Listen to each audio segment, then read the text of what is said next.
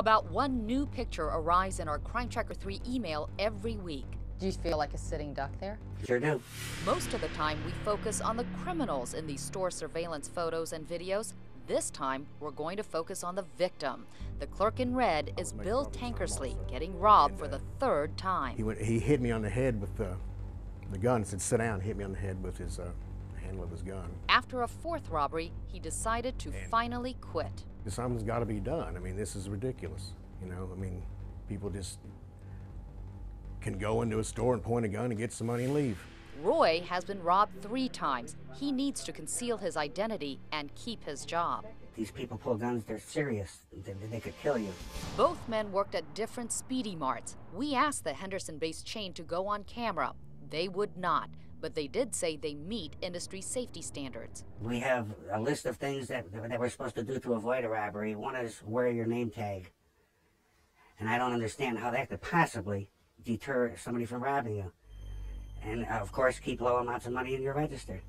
That's their main focus, is the cash. The National Association of Convenience Stores does stress cash control. They also recommend good lighting, eliminating escape routes, and a clear line of sight in and out of stores.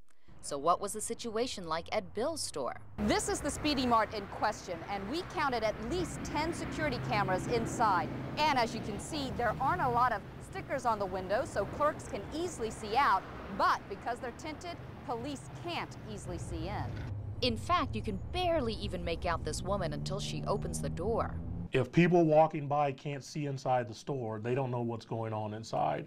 You could be in the middle of being robbed and 10 people can pass in front of a store and you'll never know it. What would you like for convenience store owners to do? I think that they should protect us. Maybe they should have a security officer in the peak times when the robberies do occur. I worked at one convenience store that had a security guard. I worked there 2 years, had a lot of cash on hand, and never once was robbed, not one time.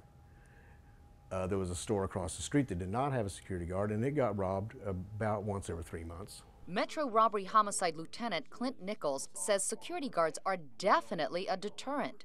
I mean, if you start to think like a criminal, you're looking for something that isn't going to draw attention to you. So if you know that there's an armed or unarmed security personnel inside of a store, it's much easier to go someplace where there isn't one. They're not going to come in if they think there's an armed guard there.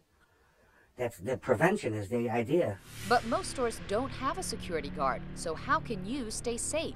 First, look for stores that use cameras, lots of them, outside and inside.